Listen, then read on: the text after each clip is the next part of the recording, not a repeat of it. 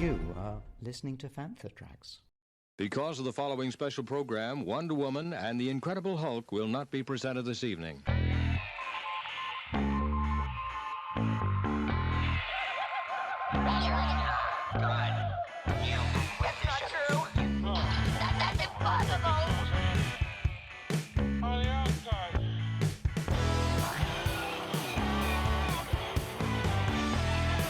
It's time to get all your Star Wars news in a single file. This is Making Tracks. Here are your hosts, Mark Newbold and Mark Mulcaster. That's not true. That's impossible. You're listening to Making Tracks. I'm Mark Newbold, and joining us on this very special episode, we catch up with two ILM legends, Rose Duignan and Hal Hickel. Rose was a production supervisor for many years, joining during the production of A New Hope back in 1976 and being involved in numerous projects and endeavours during her years with Lucasfilm. Hal joined ILM in 1996, and during his time he's worked on many projects from the prequel trilogy to the Pirates of the Caribbean films. He won an Oscar for Dead Man's Chest, right up to The Mandalorian, and both join us on this very special episode of Making Tracks to discuss events both past, present and future. First off, we sat down with Rose and I asked her what the company was like when she joined way back in 1976. We were gold.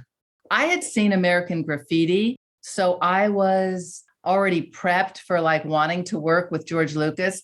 I came in early 1976, as the Light and Magic documentary says, with the grown-ups, because George had returned from all his live action shooting in London and Tunisia. And he came back to ILM and discovered that only 2 elements were shot.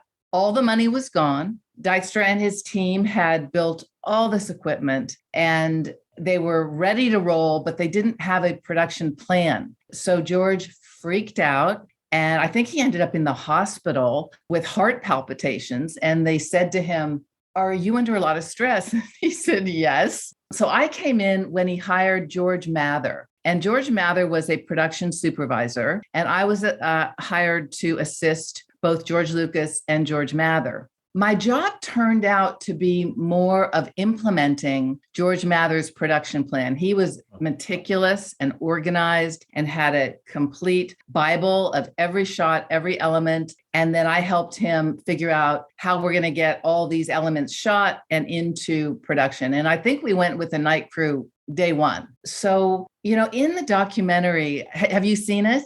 Yes, I absolutely loved it. It's fantastic.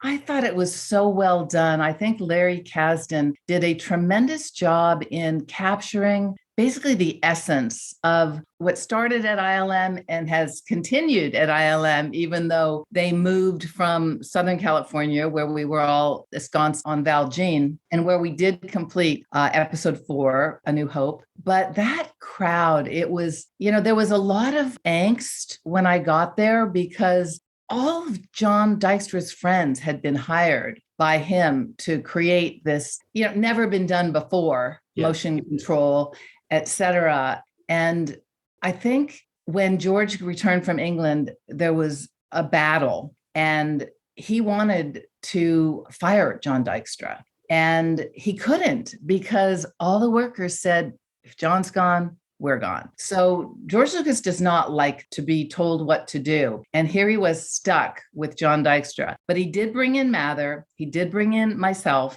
and we managed to get it done. We managed to get it done because I was 24 years old or something, and I had a great rapport with the crew. It was all young. And I think that has quite a bit to do with the success at ILM for the next 45 years, due to the fact that these were all young people. They were all fairly inexperienced at creating these kind of effects, but they were so willing. And it was such an energetic place and such a fun place to work. And look at it today. It continues to break new ground. I'm sure you're familiar with stagecraft. I'm sure you're familiar with virtual production. To me, it's been revolutionary from day one. The motion control was revolutionary. The optical processes were revolutionary. And then to continue that legacy, I think Kasdan captured it perfectly in those 6 hours. It's strange given that ILM is fairly soon going to turn 50 like Lucasfilm recently did. You said the crew were young back then, but I think Lucasfilm and ILM specifically has retained that young spirit. I mean, what was your background? Because clearly you're an organizer. So where was your organizational skills honed before you could go into that room and think, I can pull this together. I can herd this room of cats and make them do what they need to do? Yes, totally. I had dinner recently with Sarah Anthony, who is the associate producer on the series. I said, I feel like the series gave me too much credit. And she said, oh no. There was a producer on the show. She didn't name her, but she said she was a huge fan of mine. And that's part of why I am in it as often as I am, is because this producer loves organization and I crave efficiency. To me, having people waste their time on shooting an element that's no longer in the movie, I hate that stuff. So she really identified with me on that level. I think if you go back, I come from a family of 6 children on the Stanford campus. I have always been an organizer. I was head cheerleader in my high school. And then I went to Washington, D.C. for my senior year, and I became an organizer of an anti-pollution group. And it's like you can take the cheerleader out of the girl, but you can't take the cheerleader out of the girl. You can replace her, put her in a new place, and she's still going to do it. And then at college, I was very attracted to motion pictures because I felt that women's voices were not fairly represented. Yeah. So I made some films in college and I moved to LA right after college. This was pre-internet days. So I called every single production company in the phone book and I got 4 interviews and I got 1 job offer. And from there, I just launched using my organizational abilities and my delightful personality because it's never about an ego and getting it done and withholding info. I'm all about sharing info. I'm all about the job. It's not about me or the other, the more creative types. It's time. You can't do take 90. We got to move on. And people listen to that. And I'm not sure why they listen to me, but everyone was on the same page. I think George kind of shook the foundation of the place and said, we got like 8 months. Let's get it done. Hey man, it's me, Kevin Smith, Star Wars fan, Fantha Tracks fan. How soon did you and George Mather realize that you'd got a process that was going to work and the light of the tunnel might have been very small, but you could kind of see it getting bigger? We had a plan. And when you have a plan of how many elements you need a day and how many shots you need approved a day, and we would go into the screening room with George and he would look to me and say, how many do we need today? He loves that stuff. He's a real organizer. He's both a producer and a director. They'd show a shot and in the bottom left-hand corner, there might be a mistake in that optical process. And he would say, if people are looking at the bottom left-hand corner of the screen, we've already lost them. Final. And we would move on. So we knew how many each day we needed to hit the mark. And there was just a little wiggle room in there. So every day we would track that and keep going. And we created a category called CBB, which means could be better. So you put that shot at the bottom of the pile. And if there's time, you redo it. And things were being redone right up until release date. I mean, we really didn't finish that movie until we had to. The final reel went in like 5 days before it had to open in theaters. One of the things that happened after Star Wars that strikes me as being really important and kind of undersold almost was how a lot of those guys and yourself went and worked on Battlestar Galactica and finessed processes. It feels like it got the company in shape to move on to Empire, which was so much more of a bigger production to attempt. Would that be fair to say?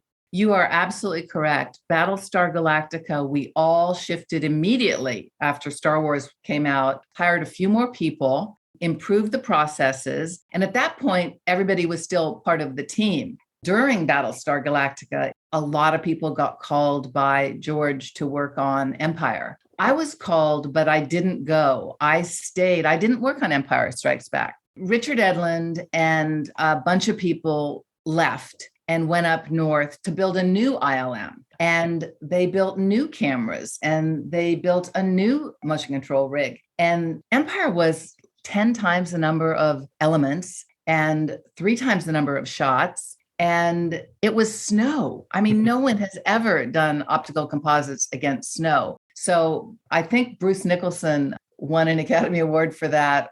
Ken and Bruce were really key in the optical department for working out how to deliver that. Empire still was my favorite of all, although Rogue One was pretty darn good too. Hi, this is Gareth Edwards, director of the best standalone Star Wars film since Caravan of Courage, called Rogue One. You're listening to Panther Tracks. Enjoy. Recently, I did about 3 years ago a show for the Academy where we compared the all analog tools used on Star Wars with the all digital tools used on Rogue One. And I had John Knoll, and I had John Dykstra, and I had Marshall Lucas, and I had Ben Burt, Harrison Ellenshaw, and we had the best show. It was so powerful. And people talked a lot about the difference between all analog tools and all digital tools. That was another revolution when in the late 80s, it hit us so hard. You know, there was the Abyss was really the first time. Well, the very first time we used digital was in Wrath of Khan. I was back in the fold by then. I found it very powerful that women were now being allowed into the military to work in all kinds of jobs. And there was a picture on Time magazine on the cover of a woman handing her baby off to her husband and reaching for an M16. And I thought, now this is interesting. Women birth givers as life takers. So I went undercover through basic training. I left Battlestar Galactica. I pitched it to Universal. They agreed to pay me what I would have made on unemployment. And I went to Fort Jackson, South Carolina, and went through basic training. And it was probably the most fascinating thing I've ever done. But when I got back, I sold my diary to Osmond Television, and they wanted to put Marie Osmond in it to play me. Ugh. So I called George Lucas up and said, I'm ready to be a worker drone again. So I rejoined the team. We did work on Wrath of Khan. I was production supervisor. And at that point, after Wrath of Khan, E.T., and Poltergeist, we all joined forces to work on Jedi. That was a huge show. That was another tenfold increase in number of shots. That was 200 people working on it. Instead of on the original Star Wars, we had 75 credited people. So much bigger budget, much more ambitious number of elements. I mean, there were shots that had 80 ships in them.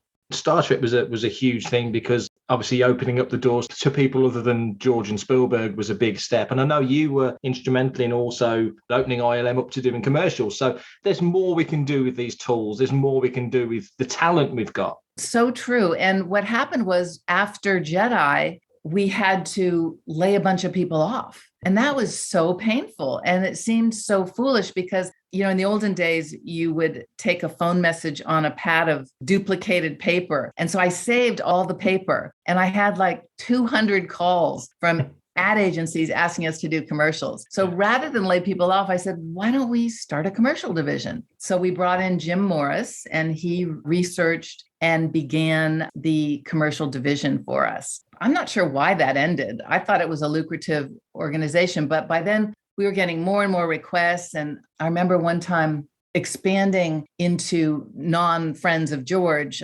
Somebody wanted us to do Spaceballs or something. And I agreed and said, let's set up a night crew. Let's do it all on our Macs. We can do this. And I was overruled by the executive committee because I was ambitious. And I thought, let's, hire more people. And then, of course, when CG hit. You've seen all the sea changes, really, the major sea changes coming into the company when you did. But CG, obviously, as you said, the turn late 80s into the 90s was monumental. I know yourself and Mark Cotovaz did Into the Digital Realm as well, which documented a lot of that change. But what was it like, that nuts and bolts, tactile, hands-on ILM, the change to every bit as creative, but very different? It was a very painful time. After Jedi, Richard Edlund, who had been one of our leaders, one of the top 3 visual effects supervisors. We had Ken Ralston, Dennis Murin, and Richard Edlund at that time on Jedi. And we divided the show and each of them headed up a piece. And when Richard left, he started Boss Films. So just the name of it tells you he wants to be the boss. And he's a great guy. And I called him the morning after I saw the show because he credited me. He said, well, I think Rose really helped turn us around. So I called him to thank him. And he hadn't seen the show yet because he didn't have Disney Plus. But when Richard left, that was a big turning point. And then what happened was we did digital. Ken did it on Death Becomes Her, turning the head around and empty stomach and stuff. We had already sold off Pixar to Steve Jobs. And in the end, Dennis was happy about that because we were able to bring CG in-house and really work on visual effects. They wanted to make movies and animated movies. So not a perfect match. And so by that time, we had to build our own CG department. And a woman named Nancy St. John, who, a lot of people couldn't be covered in Light and Magic, but she was so critical in hiring people from all over the world. So our screening room sounded like the United Nations. There was so many accents. And, we got just enough people to do that. And then came Terminator. Things happened so quickly. The model shop thought, oh, well, this is just another tool, just another arrow in the quiver. We'll always be here. They'll always need us. And they did. ILM continued to build huge models for Pirates of the Caribbean. Even when George Lucas spun off the physical departments and moved everybody digital to the Presidio in San Francisco, still so much work came from ILM. We had a huge model shop. There must have been 100 people there. So I joined them after getting my MBA from Berkeley in 2007. So I joined the physical group, but every year CG took over more and more and more. So we went from 20 million revenue to 10 to 5 to 2. And that's when I left because it's now all digital. There are some, like in Mandalorian, and I know they've hired Phil Tippett to do some more chicken walkers and other things for the show. So there's a little bit of a resurgence now because people, I think, really love what's real. And they think that it looks kind of fakey to have endless CG. So I know John Knoll is a big fan. He built another motion control camera at ILM. So I know there's still some hands-on, but it's not like 100 people model shop anymore. And very few of them transitioned. ILM did such a good job. Lucasfilm did such a good job of offering retraining, but a lot of the model shop just chose not to. As Jean Bolte says in the Light and Magic series, they thought she'd gone to the dark side because she's one of the very few people that did transition. She's still at ILM. Hello, I'm Dennis Lawson, and you're listening to Fantha Tracks. And your process is when you're going from working in an optical shop and tracking what's happening there to go into a digital production, how different was that for you? Was it a similar process? Was it relearning the ropes again? How did that work? Excellent question. When we did that Academy show, we had Bruce Nicholson walk through the photochemical process for a 4-element shot. It's a camera and a projector, basically, an optical printer. And it goes through the optical printer 26 times because you have all the mats, you have all the holdouts. It's a miracle that photochemical survived as long as it did. Not that digital comping is easy. It still takes an eye of a talented artist to make everything layered in. But I think they told me that you could do one comp on an optical printer. You could do 10 much more complicated scenes using digital technology. And then I remember in Jurassic Park, and that was a really dramatic time when Steve, he's named Spaz, Steve Williams, and Mark Dupay, they were interviewed. So glad they were. They had to kind of sneak to do this digital version of a dinosaur. And when they showed that shot, I wept because I saw the writing on the wall. And I saw that you're going to be able to do all this stuff digitally and using computer graphics that could not look as good and as realistic as what we were doing for so many years. The urban myth was that George got a bit emotional when he saw that because he realised he could do the prequel trilogy. But beyond the fact that the paint box is open and all the tools have opened up now and you can really do things that you could only dream of, the only glass ceiling is your imagination. Were you also consciously thinking, there's a lot of people, you just mentioned the retraining, there's a lot of people who might not be able to get to grips with this. You've got a family there, haven't you? There's people that aren't going to be able to follow you on that path. That is absolutely correct. A whole new set of artists had to come in to do episode 1, 2, 3. Talk about ambitious. I mean, I had hired John Knoll and he was 23 or something. I'd hired him I think it was a USC interview process. And he came in at $10 an hour and he was trying to negotiate with me. Like, I said, don't worry about it. You're going to rise. Well, now he's creative director at ILM. And he didn't know how he was going to do all this stuff. And he was like, we've never done this kind of thing before. It was pre-massive when you could buy a piece of software and populate your screen. But again, it's like this fearlessness that young people have and this we can do anything attitude that permeated ILM from the beginning. So that never changed. And I like the fact that, okay, sadly, new people had to be brought in, but young people, computer graphic people and artist people. And that was very, very different. Now, personally, I see another revolution in visual effects happening with this virtual production. Instead of going to Africa or even England, you don't have to go on location anymore. You can actually use the volume and projecting on this very high-res LED screen and have all this interactive lighting with your actors. So that's revolutionary. And more than ILM has done that. There's virtual production happening all over the world now at various visual effects studios. So it's not unique to ILM, but I think ILM was the first with The Mandalorian to come up with this volume and stagecraft and the ability. So it continues, which I love. And I love that the series captured that yes, at the beginning, we were jumping out of an airplane without a parachute, but they still are doing that. My only complaint, well, I have two about digital. Number one is that it allows for pixel effing, where a director just keeps iterating. And you don't get to budget for that. You can't say, oh, we'll give you 5 takes. Whereas in action miniatures, you get 1 take. We're going to blow up that huge model once. So, I used to do the sign of the cross before, and the producers would look at me like, why are you doing that? I'm kind of like, well, we got 1 chance, buddy. Let's hope it looks good. But now they can just keep iterating. So I don't see how anybody makes money at this. And then the second complaint was that once it really became a worldwide organization, which I think is great, I'm all for floating all boats. Why not hire people in India and hire people in Korea, et cetera? But California had been the source of all of this. And we, to this day, I think now we have like a 20% tax incentive if your budget is like 2 million and under. Well, that's not much.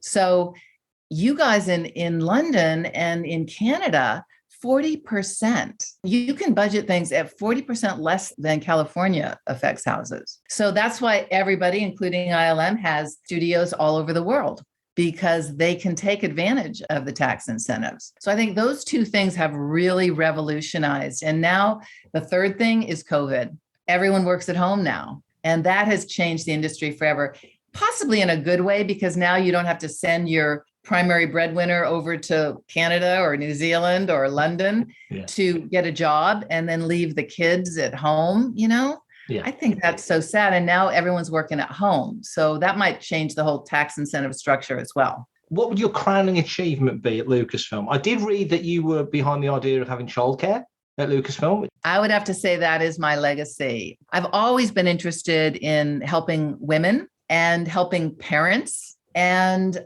I'm a huge fan of job sharing. I would love to see more of that in our industry. Why have one person work 16 hours a day when you could have 2 people work 8 hours and have a balanced life? I did start the daycare, but I have to give credit to Doug Norby, who was president of Lucasfilm at the time, when I presented the idea of we need childcare. Yeah. He was a huge fan because he had started childcare at Fairchild, one of the original computer companies. And he knew that if your child was happy at the daycare at a company, somebody could offer you 50% more money and you won't leave because your child is happy. So he was all for it. And I went in front of a big company convention or whatever those company meetings are called. And I was pregnant and I had like a 3-year-old and a 4-year-old holding my hands. And I said, hey, everybody, I want to have your babies.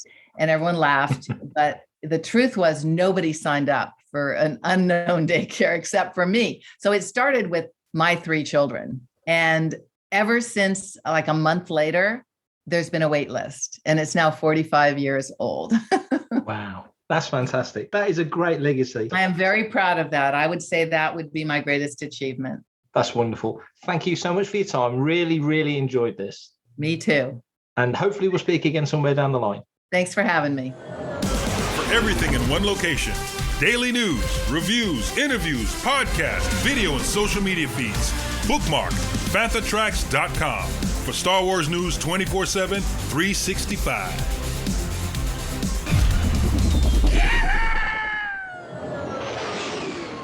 So, Hal, welcome back to Making Tracks. It's been about 2 years since we last spoke. It's been quite the couple of years for Industrial Light and Magic, and most recently on Disney Plus, we've had the 6-part Light and Magic series. Tell us a little bit about your thoughts on that, because you're working for a company that's got this insane history, this amazing history behind it that goes right back to the mid-70s. As somebody who's worked there for a good long while now, are you always conscious of the history of ILM that's behind you as much as what's on the horizon? Oh, 100%. And I joined the company right about at the midpoint, because we're coming up on 50 years. I think 2025 will be 50 years. And I've been at the company for 26 years. So I've been there more than half its life. And but I was keenly aware of what had come before in terms of the company before I joined. I was 13 when Star Wars came out, was quickly made aware because I was already interested in stop motion and visual effects, but that really just kicked it off for me in a big way. And so from reading articles, I became aware of ILM as a group and some of the key players, Dennis Muren, Richard Edlund, John Dykstra, et cetera. I absorbed every bit of information I could find, which back then, of course, there was no internet. So it was all fan magazines like Starlog and Cinefantastique and things like that. And then Cinefex, when that came along in 1980, I think. So I would just read everything I could get my hands on and watch all the making of specials and all that to learn as much as I could. And ILM, back then the visual effects industry generally was much tinier than it is now. It was ILM, a handful of other little companies of various kinds and various specialities in the LA area. Then, of course, ILM moved up to the Bay Area, and the Bay Area had as well a few other little pods of visual effects workers, either at companies or just as individuals.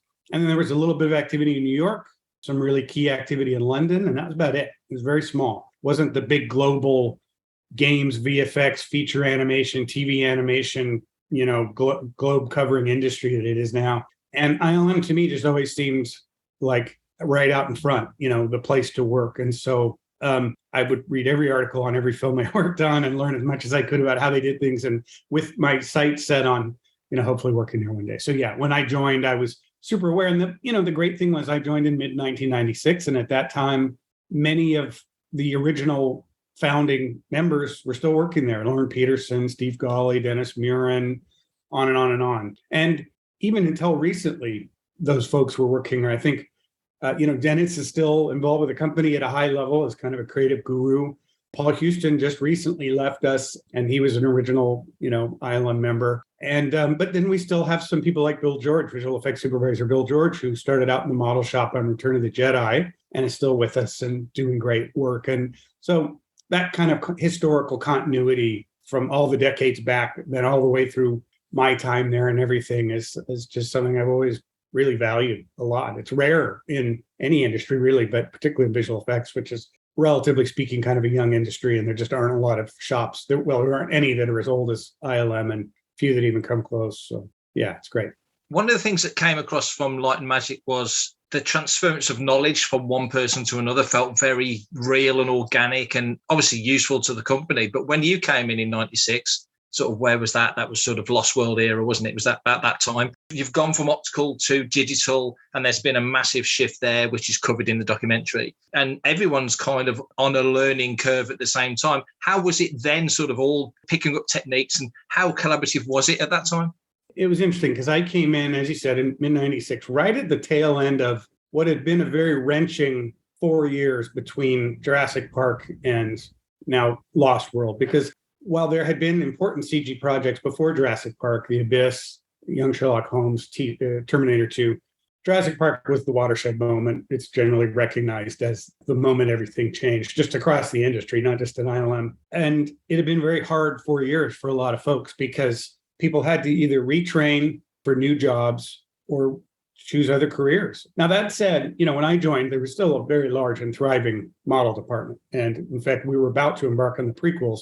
And just Phantom Menace alone has more miniatures in it than I think all 3 of the original trilogy films put together. Not many people know that. But so there was still a very thriving model shop. And as I said, a lot of the originals were still there working away. But still, many departments have been transformed. Optical, the whole matte painting department, a lot of jobs had changed. And people had either, as I said, shifted over to digital or had to go find other careers. And that was super difficult. So the company was just coming out of a sort of painful era of transition and entering a kind of new era where most of the company was devoted to the CG side, but there was still a bustling model shop. But what I found to be, and still I think this is a huge part of our company culture, what I found at ILM was which surprised me because ILM had always, as I said before, to me it was always the pinnacle of this kind of work. And what I found there was a lot of low ego people who were happy to share knowledge. And that has been a hallmark of our company culture all the way through. You can see that in the early days in the documentary.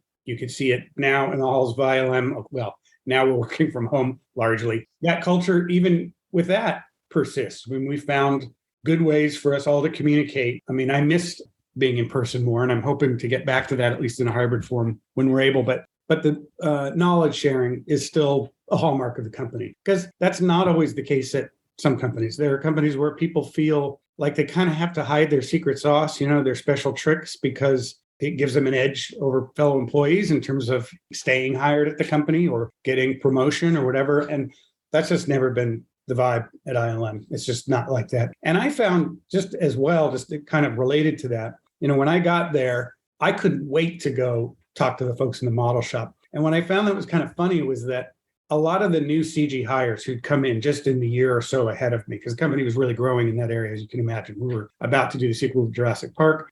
Prequel films were on the horizon, et cetera. So there were a lot of new animators there, like myself. I would talk to them and say, have you been over to the model shop? And they would be like, oh, I didn't think, can we go over there? I don't know. We could. Like, of course, just put your hands in your pockets. Don't touch anything. And if people look busy, don't bother them. But if they look like you could, if they seem approachable, then ask them questions. Because I found everyone over there just eager to talk about their work and what they were doing, and kind of surprised. I register a little surprise sometimes that folks on the CG side might actually care about what was still going on the practical side. And that actually kind of moved me back in the day. I was kind of like, what are you kidding? I wouldn't be here if it weren't for all this. And so, like I said, here were these giants of our industry, giants of ILM specifically, who were just as easy to talk to and approachable as you can imagine, and eager to share their knowledge and generous with their time. And like I said, that remains kind of a hallmark of our company culture.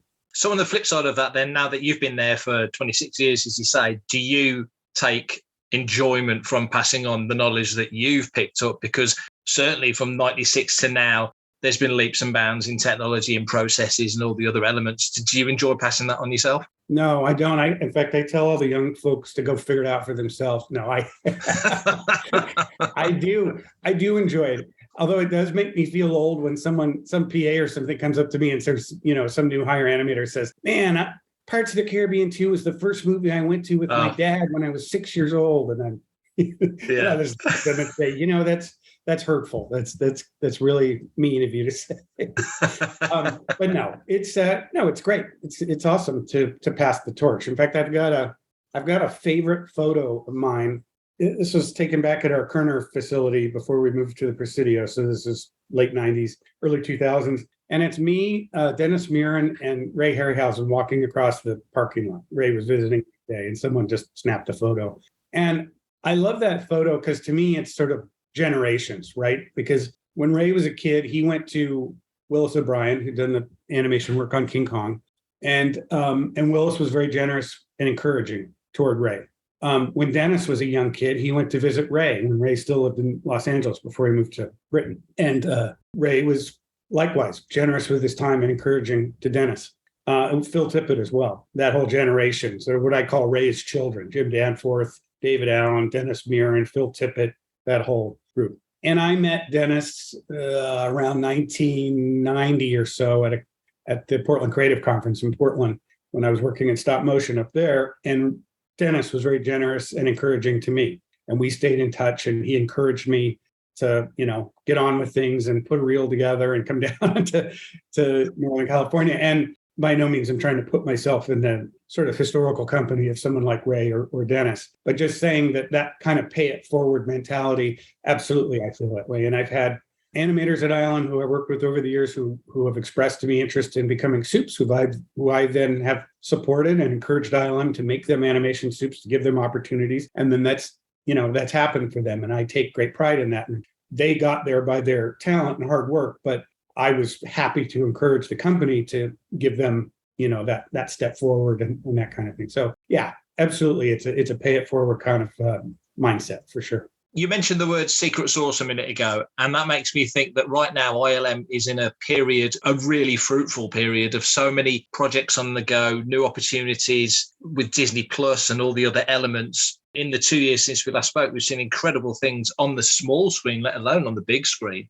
What for you has been the big moment where even you as an old hand, I'm waggling the air quotes, would step back and go, wow, that's a game changer? What would it be for you? Yeah, it's funny you asked me that, because I was just talking to somebody about this the other day. If you wind back 5 years, and I was in an interview like this where someone might ask me, okay, what's the next big thing in visual effects? What's coming? I always hated that question because I didn't have a good answer then. The answer I would give, I would say that visual effects have become largely evolutionary rather than revolutionary. In other words, we were incrementally bettering the techniques that we were already pretty good at. So better looking fire, better looking CG water, better looking CG skin, yada, yada, yada. Now, I've got a couple of answers to that question that I couldn't have anticipated at that point in time. Maybe I could have anticipated stagecraft 5 years ago, maybe, because we were experimenting with that a little bit on Rogue One and then on Solo as well. But with the other one, not at all, or not so much.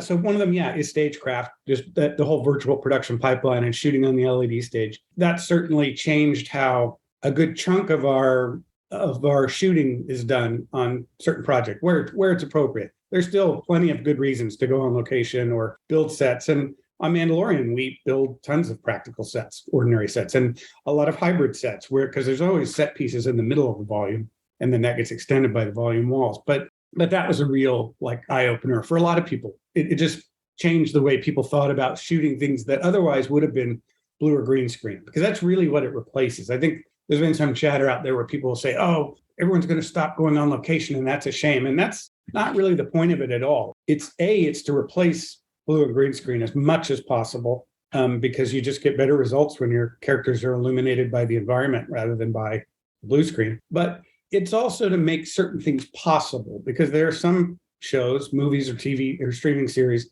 where going to Iceland just is not, or wherever, or Tunisia or Jordan is not fiscally possible or schedule-wise possible. So it makes that sort of thing possible where otherwise wouldn't. And it also makes things like if you've got a big dialogue scene that's supposed to be happening right at sunset, just in golden hour, just as the sun is setting, you can shoot that all week long if you want, with that exact, perfect, beautiful lighting. And that's just an example. So in other words, it's changed a lot of minds, and it's really transformed how a lot of shooting is done. And you're seeing it more and more in other productions. And of course, the danger with that is that there will be people who are not as curious about the technology as they should be as filmmakers. And so may ask it to do things that it's not well suited for, and then you'll get results that aren't so great. But that's a natural case with any technology. But right now, I've been super pleased just watching Mandalorian that I talk to people and they can't tell. They'll ask me, they'll say, was this scene shot? And I'm like, no, that's a set. And I'll be like, okay, but what about this scene? I'm like,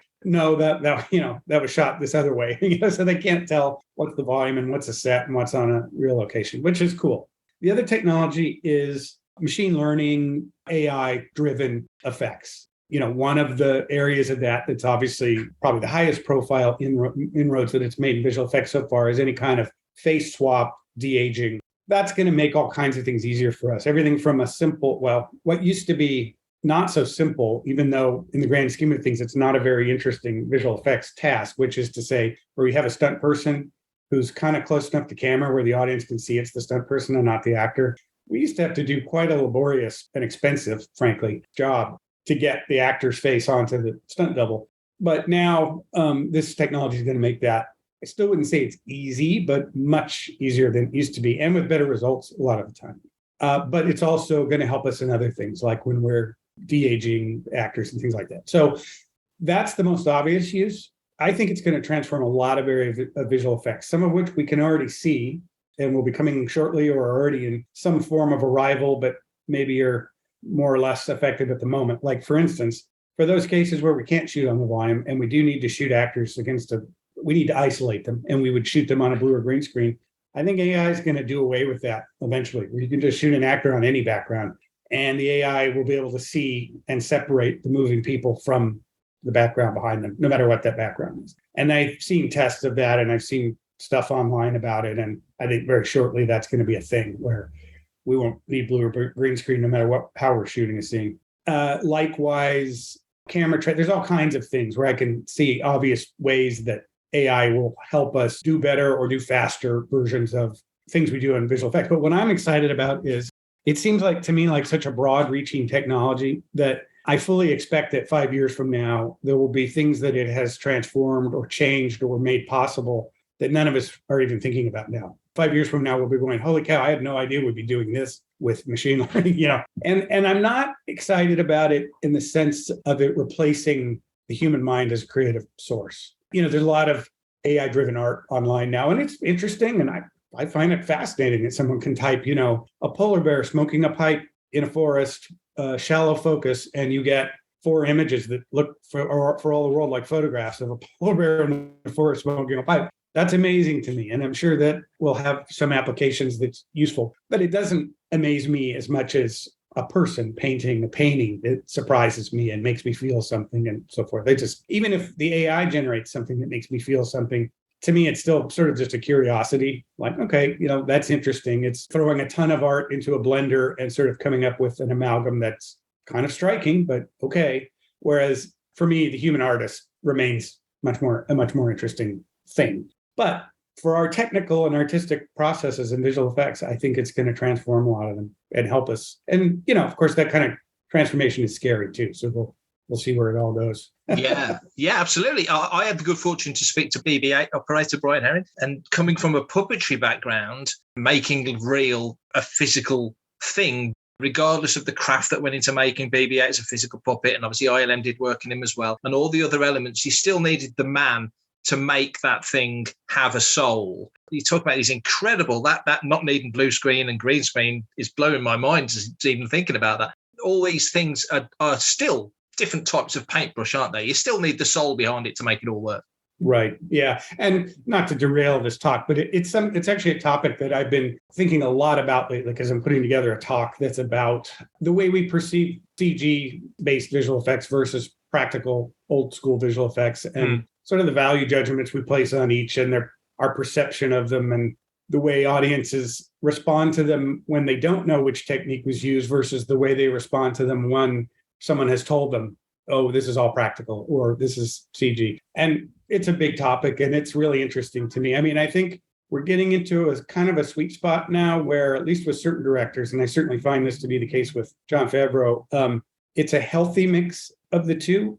John's very canny about the ways in which different techniques, puppetry versus a CG character versus this versus that, how they affect the audience's feelings about a scene. And he's super canny about that. And I love that, because that's saying, let's use the right tool for the job, as opposed to saying, we went all practical as a sort of marketing stunt or a marketing position to kind of get people to love your movie ahead of time. To me, that's sort of the wrong reason to choose a technique. The right reason is when you know that, oh, the audience is really going to bond with this because they'll respond in the right way to this technique. So it's an interesting time where we're not trying to do everything CG and we're not trying to do everything practical. We're mixing it up and keeping the audience a little off balance in terms of what they're seeing at any given time. And I think that's a good place. So that spirit of you going into the model shop and seeing what the nuts and bolts, physical nuts and bolts were about, holds just as true now, because you've got this synthesis of physical creature on set that one team may do, and then you're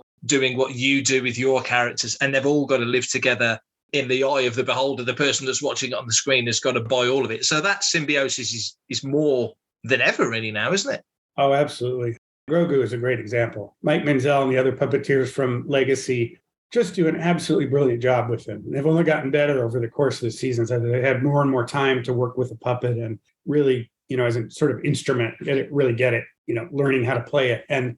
But there are still occasions, they become less and less over time because they've gotten so good, but there are still occasions where we have to do him CG. But when we do, we're careful to mimic the way the puppet moves because we could make him move any way we want. In fact, we did a test at the beginning of season 2 where one of our motion capture folks at ILM had, completely unrelated to anything, had brought in his toddler, his daughter, and mocapped her. And I said, can I get that data? I want to try apply it to Grogu. And it looked great. It looked like a real 3-year-old toddling around. And it really looked terrific on Grogu. But it didn't look like the way the puppeteers make him move. So we never used it. When we had to go wide and do just an all animated shot, we tried very hard to animate him just the way the puppeteers make him move. And, honestly, what happens is we shoot everything we can with puppet. And then we get into post-production and we look at each shot. And, there are times when we want to change the performance from what it concept had been because of some later idea that came along, what have you. And those are times when we may want to go CG or even just do a CG head on a puppet body, just so we can change the performance a little bit. But 9 times out of 10, or maybe even more, we look at the puppet, we go, nope, that works. Let's just paint out the puppeteers and the rods and go with the puppet because we love it and we know the audience loves it. And part of what they love is that it's a little puppety, which is great. There are other times, though, when that quality, like if you're doing a scary creature, like a really scary monster, that's when you kind of don't want that quality, I think. I'm not saying practical can't be used for scary monsters. It absolutely can, but you've got to be really dialed in with a sense of force and control and scariness and all that. And anytime you feel just a little bit of sort of bobble or something that feels a little puppety, it kind of gives away in a way that maybe doesn't work as well in that case. But with Baby Yoda, they're so good with him. He's so winning. And, some of that's the design, obviously, really just struck a note with audiences. But like I said, I want to credit the puppeteers and the fabricators at Legacy Effects because, the puppet is brilliant and the puppeteers are even more brilliant. They do such a good job. When you came in 96, in the Jurassic era, as that franchise was building, and then you moved on to Star Wars and have done all sorts of other stuff since, obviously Pirates of the Caribbean being very notable for you. And we've got Indiana Jones up ahead of us, not too far away. If you went back to 96, even though you'd done plenty of stuff before you ever got to ILM, would you kind of pinch yourself going, good grief, at my company right now, there's Indy happening and there's Star Wars happening and Dominion has just wrapped up the Jurassic World franchise for the time being anyway. Would you pinch yourself and go, wow, can't believe that this has all just kept going. The nostalgia's really kicked in, hasn't it? Oh, yeah, absolutely. But even like my first, month at ILM, we used to do a thing. We still do it. That's a little less regular now just because of COVID and everything else. But we used to do a thing called monthlies. I'm trying to remember. We had weeklies too, but we had a monthlies. The idea was just get the company together to look at kind of a reel of recent work across the board of different projects. So you could see stuff going on in the other projects. And I remember First Contact was happening then. And I was in monthlies and there was that shot where the Borg Queen, her shoulders and head and spine get lowered down by this machine and settle into her body, and then she walks forward into camera and says a line. And I was just like, holy moly, am I in the right place? Look at that. That is amazing. And then right after it was what would now be a fairly simple shot. It was a shot of Picard washing his face in the mirror, and then he hallucinates this little Borg apparatus sprouting out of his cheek. It's really kind of shocking. It's not gross, but it's just kind of shocking. And that one also, it was a very visceral shot. And I was just like, wow, that looks real, And I still feel that way. I'll frequently look at, the other work that shows I'm not involved with and check in just to see what's going on with them. And the stuff looks so cool. We've got like a show I didn't work on, but I can't wait to see. It's called Lost Ollie on Netflix. Shannon Tyndall's the director. He's a friend of mine. And Peter Ramsey, who's also great, one of the directors of Spider-Man. He directed the live action episodes. And I just can't wait to see it. It's really like a very different thing for ILM in a lot of ways. It's about this little lost toy, but it's live action and it just looks great. Anyway, so just to say, there's always something like that going on that I didn't get a chance to be involved with because I was too busy over on some other thing, but I'm all excited to see it. Can't wait to see it. That's brilliant. Thanks so much for your time. It's always a pleasure catching up and chatting. We'll have to speak again in the future sometime. Absolutely. Absolutely. Can't wait.